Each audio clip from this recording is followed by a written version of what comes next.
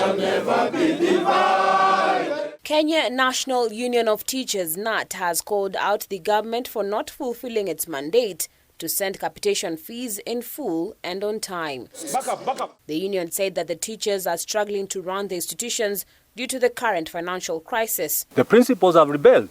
You cannot keep on students in school while they're hungry. So they said these learners must go back home. And that is contrary to the policy that we have in this country. All learners must be in school. We want to appeal to the government. Can we check on timely capitation to our schools so that learners remain in school? So that heads are not seen as being biased to learners. So that heads are not seen to be going against the government policy. Of the 50% that the government is supposed to release in the first term, the union says only 25% has been released, adversely affecting learning in the public schools. According to NAT Secretary General Collins Oyu, the government is yet to give an explanation of the recent year's reduced fees of approximately 17,000 shillings, resulting into schools sinking in debt. And I want to tell you, even earlier, the issue of capitation for senior school was at 21,000. Immediately, it was reduced 17,000. We don't understand the rationale. And I want to tell you that heads are crying.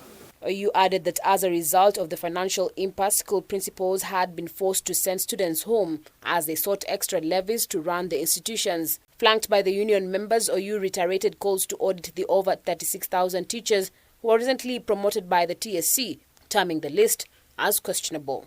He said that some teachers had stagnated in one position for over 12 years, adding that the union would fight for their rights. Our teachers sat for interviews. And congratulations, teachers who sat for interviews. And I still have a beef to chew with Teacher Service Commission.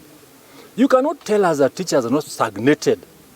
Yet we know teachers who have been the same grade for over 12 years. They went for the interviews. Not even yesterday alone, they've attended interviews more than 3 times. And look at the promotions.